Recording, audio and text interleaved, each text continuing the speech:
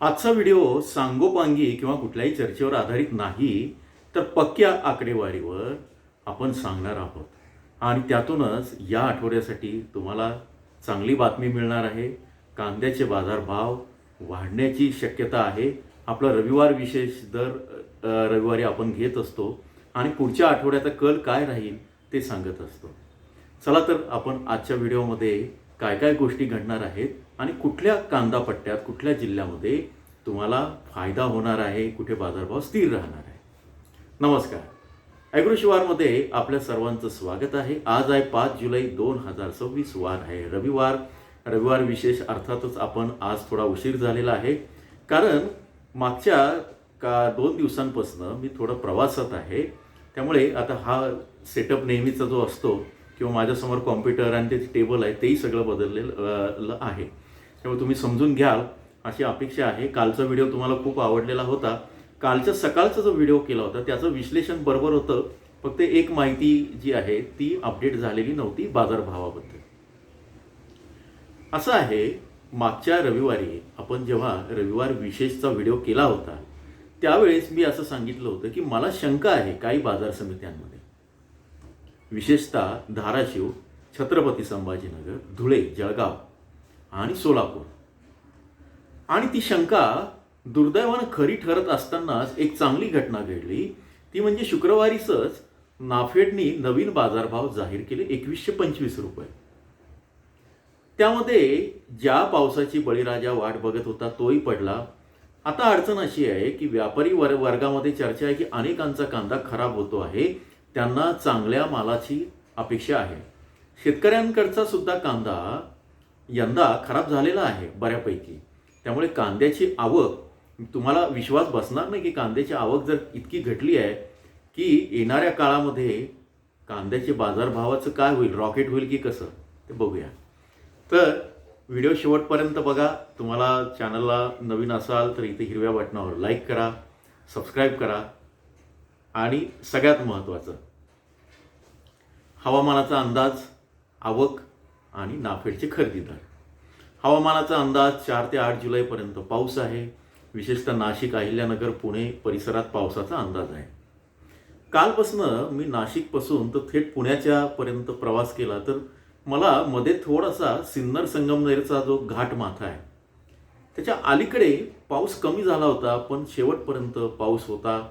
आणि वारी जेव्हा निघते, माऊलींची पालखी निघते, तुकोबांची पालखी निघते, तेव्हा सगळ्या वारकऱ्यांचा, शेतकऱ्यांचा अनुभव आहे आपला की त्यावेळेस पाऊस पडतोच, जो आता आहे. त्यामुळे ही एक दिलासादायक बातमी आहे. कांद्याच्या बाजारामध्ये याच्यातनं 2 घटना घडणार होत्या. एक तर अतिपावसानं कांदा खराब होऊन जे आर्द्रता वाढणार आहे हे मी तुम्हाला आधी सांगितलेलं होतं, त्याचे भाव कमी होऊ शकणार होते, तशी तयारी पण झालेली होती. पण अचानकपणे नाफेडनं सगळा गेम पलटला आणि 2125 रुपये बाजारभाव जाहीर केला. बरं, आता आणखी एक, कालच्या व्हिडिओमध्ये मी माझं सांगायचं राहून गेलं, आजच्या बातम्यांमध्ये तुम्ही वाचलं असेल, तुमचा चिंगळा कांदा आहे ना 15 mm ते 25 mm किंवा 35 mm, तो सुद्धा नाफेड खरेदी करणार आहे. त्यामुळे आता काय होईल की चांगल्या क्वालिटीचा कांदा मी ठेवेन, व्यापाऱ्यांना देईन बाजारामध्ये.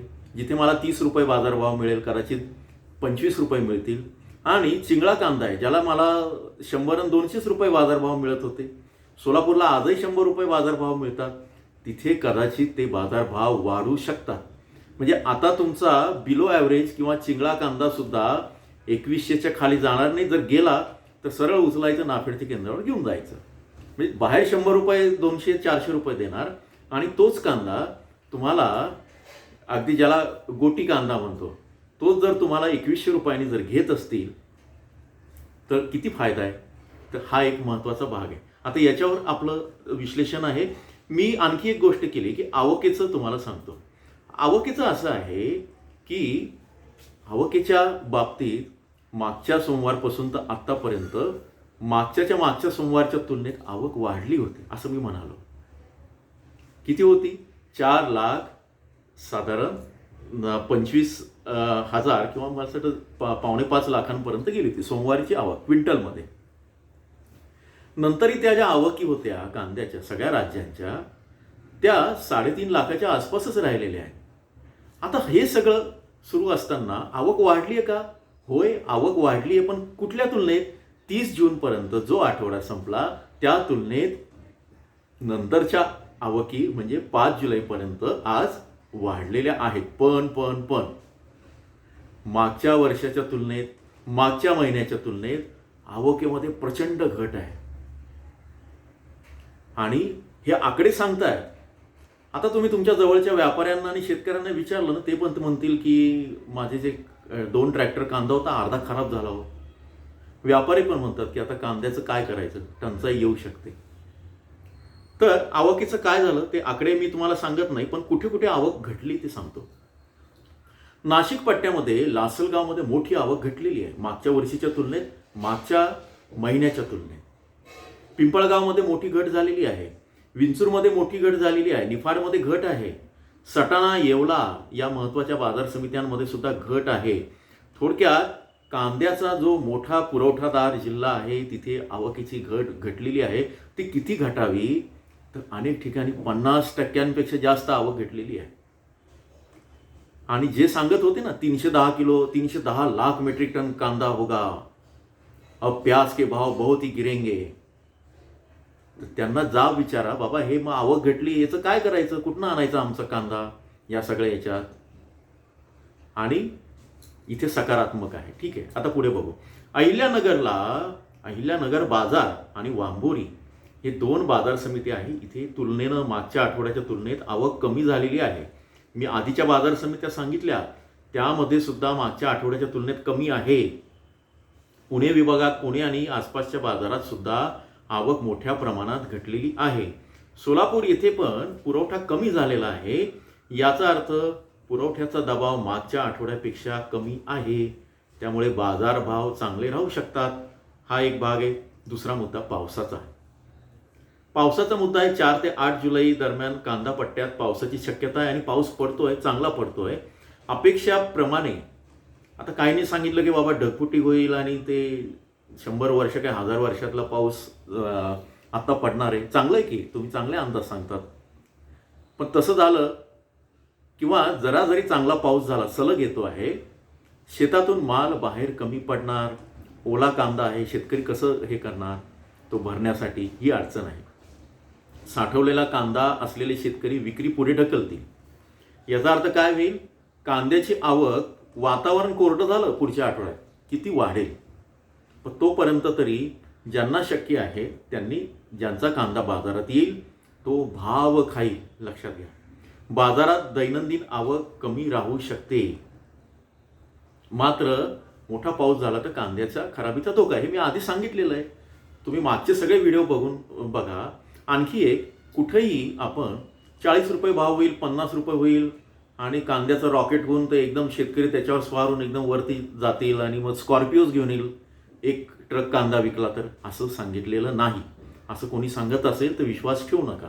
आता विश्वासार्ह बाजारभाव, जिल्हावार आणि विश्वासार्ह सल्ला, कांदा खरेदी कांदा विक्रीचा किंवा कांदा ठेवण्याचा असा जर पाहिजे असेल, अनेक शेतकरी सभासद होत आहेत आपल्या मेंबरशिपच्या व्हिडिओचे. इथं क्लिक करून जॉईनच्या बटनावर क्लिक करून बघू शकतात. सकाळी आपण मेंबरशिपचा व्हिडिओ केला होता, तो घाईत झाला. मी असंच कुठेतरी बाहेर होतो आणि तिथून मला इंटरनेट आणि अशा जे काही मिळत गेलं त्या पद्धतीने करतोय. आता मी मस्त जमिनीवर आईसपाईस बसलोय, समोर चौरंग एक मिळालाय, त्याच्यावर मी हे लॅपटॉप ठेवून हे सगळं करतोय. पण हरकत नाही, आपली माहिती महत्त्वाची आहे.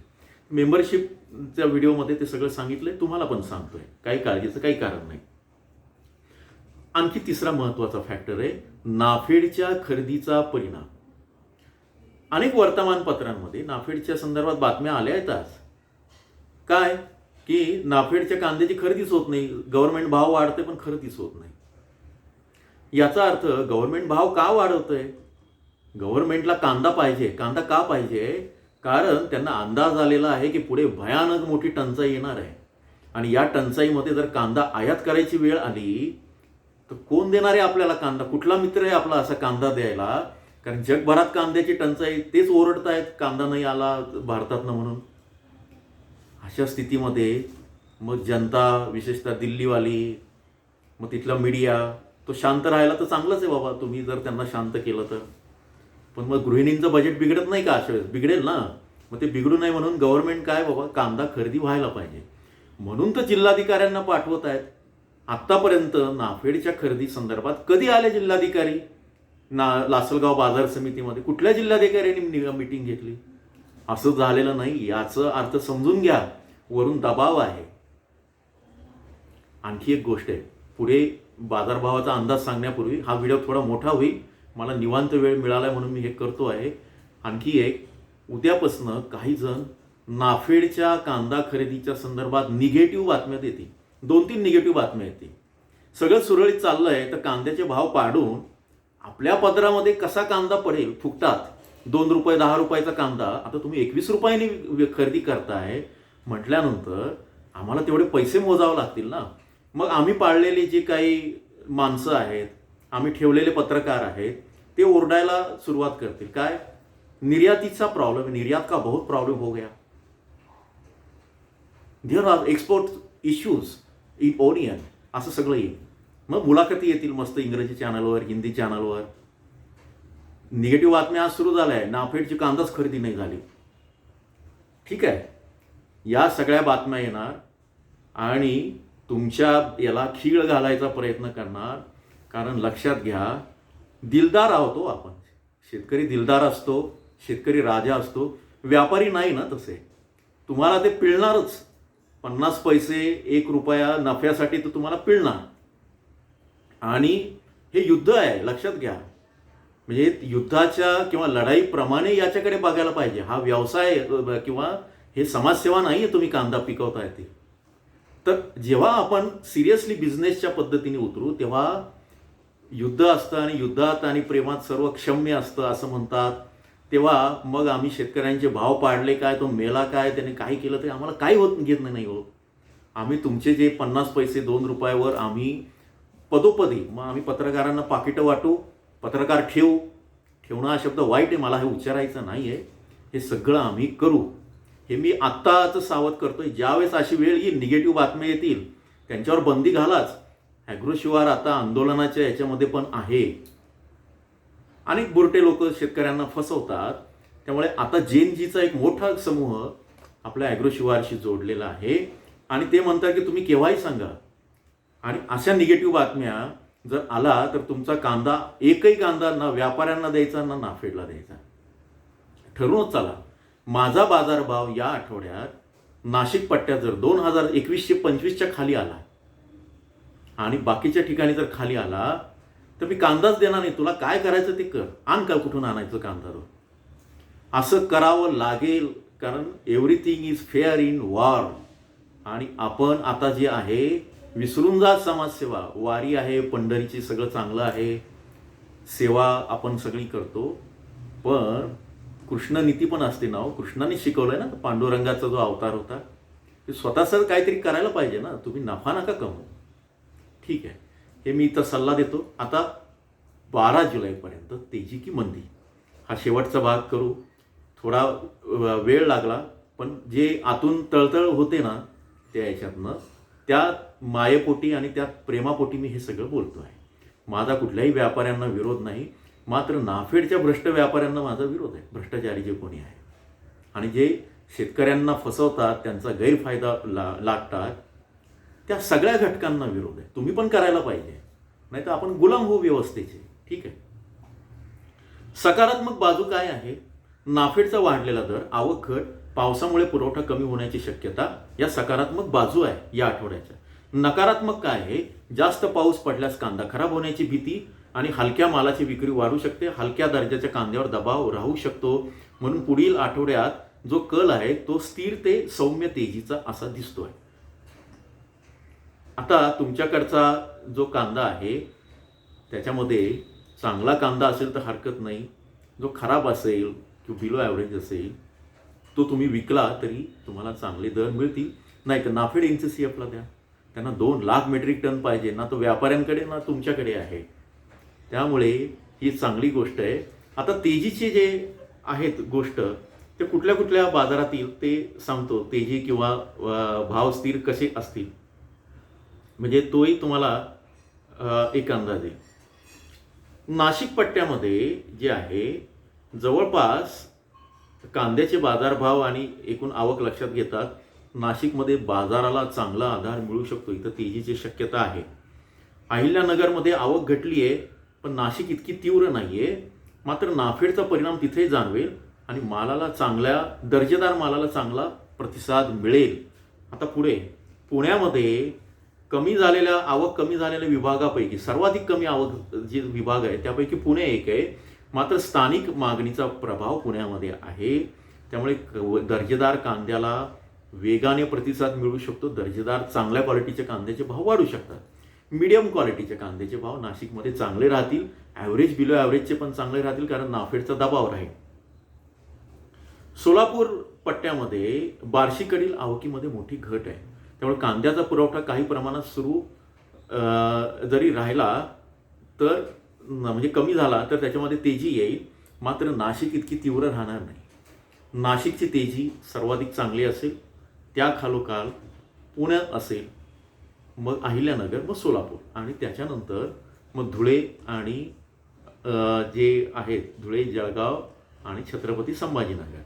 त्यामुळे या आठवड्यामध्ये काय आहे की धुळे जळगावमध्ये तुम्हाला चांगली परिस्थिती असेल. मी म्हणालो होतो मागच्या वेळेस की धुळ्यामध्ये आता थोडं डाऊन आहे, यावेळेस तसं नाही.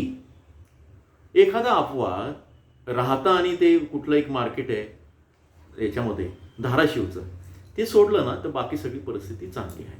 नागपूरचा पांढरा कांदा सुद्धा चांगला होणार आहे. व्हिडिओ मोठा होतोय, थोडा उशीर झालेला आहे, मात्र माझी तुम्ही एवढी सगळी बडबड ऐकून घ्याल असं वाटतंय.